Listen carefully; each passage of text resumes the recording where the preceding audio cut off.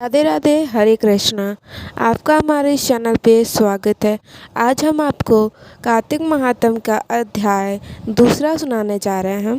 भगवान श्री कृष्ण आगे बोले, हे प्रिय, जब गुणवती को राक्षस द्वारा अपने पति एवं पिता के मारे जाने का समाचार मिला तो वो विलाप करने लगी।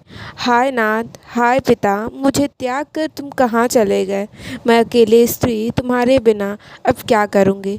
अब मेरा भोजन, वस्त्र आदि की व्यवस्था कौन करेगा? घर में प्रेम पूर्वक मेरा पालन पोषण कौन करेगा? मैं कुछ भी नहीं कर सकती। मुझ विधवा की कौन रक्षा करेगा? मैं कहाँ जाऊँगी? मेरे पास तो अब कोई ठिकाना भी नहीं है। इस प्रकार विलाप करती हुई गुणवती चक्कर खाकर धरती पर गिर पड़ी और बेहोश हो गई।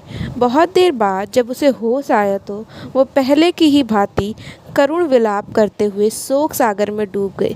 कुछ समय के पश्चात जब वह संभली तो उसने ध्यान आया कि पिता और पति की मृत्यु के बाद मुझे उनकी क्रिया करनी चाहिए, उससे उनकी गति हो सकती है। इसलिए उसने अपने घर का सारा सामान बेच दिया और उससे प्राप्त धन से उसने अपने पिता एवं पति का श्राद्ध आदि कर्म किया। तत्पश्चात वह उसी नगरी में रहते हुए आठों पहर भगवान विष्णु की भक्ति करने लगे। उसने मृत्यु पर्यंत तक नियम पूर्वक सभी एकादशियों का व्रत और कार्तिक महीने में उपवास एवं व्रत किए। हे प्रिय, एकादशी और कार्तिक व्रत मुझे बहुत ही प्रिय है। इनमें मुनि भक्ति मुक्ति भक्ति पुत्र तथा संपत्ति प्राप्त होती है। कार्तिक मास में जब तुला राशि पर सूर्य आता है तब ब्रह्म मुहूर्त में उठकर स्नान करने एवं व्रत उपवास करने वाले मनुष्य मुझे बहुत प्रिय हैं, क्योंकि यदि उन्होंने पाप भी किया है तो वो भी स्नान और व्रत के प्रभाव से उन्हें मोक्ष प्राप्त हो जाता है। कार्तिक में स्नान, जागरण, दीपदान तथा तुलसी के पौधे की रक्षा करने वाला मनुष्य साक्षात भगवान विष्णु के समान है। कार्तिक मास में मंदिर में झाड़ू लगाने वाला, स्वास्तिक बनाने वाला तथा भगवान विष्णु की पूजा करने वाला मनुष्य जन्म मरण के चक्कर से छुटकारा पा सकता है। यह सुनकर गुणवती भी प्रति वर्ष श्रद्धापूर्वक कार्तिक का व्रत और भगवान विष्णु की पूजा करने लगी। हे प्रिय, एक बार उसे ज्वर हो गया और वो बहुत कमज़ोर भी हो गई। फिर भी वह किसी प्रकार गंगा में स्नान के लिए चली गई। गंगा तक पहुंच गई, परंतु शीत के कारण वह बुरी तरह से काँप रही थी।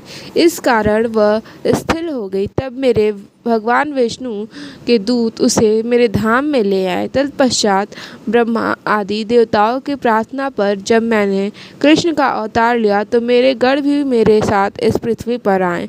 जो इस समय यादव हैं, तुम्हारे पिता पूर्व जन्म में देवशर्मा थे तो इस समय सहस्त्राजित हैं। पूर्व जन्म में चंद्र शर्मा जो तुम्हारा पति था वो डाकू है। और हे देवी, तुम ही वह गुणवती हो। कार्तिक व्रत के प्रभाव के कारण तुम मेरी अर्धांगिनी हुई।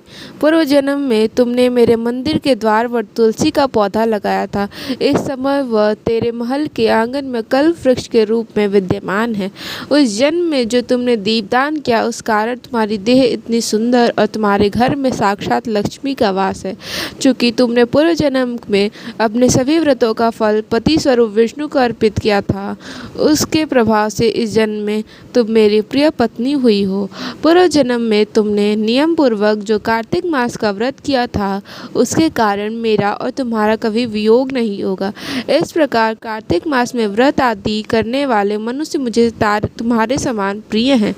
दूसरे जब तप, यज्ञ, दान आदि करने से प्राप्त फल कार्तिक मास में किए गए व्रत के फल से बहुत थोड़ा होता है, अर्थात कार्तिक मास के व्रत का 16वां भाग भी नहीं होता। इस प्रकार सत्यभामा भगवान श्री विष्णु के मुख से अपने पूर्व जन्म के पुण्य का प्रभाव सुनकर बहुत प्रसन्न हुई। इस तरीके से दूसरा अध्याय खत्म होता है। पहला अध्याय अगर सुनना चाहते हैं तो मैं उसका लिंक इस वीडियो में दे दूँगी। राधे राधे, हरे कृष्णा।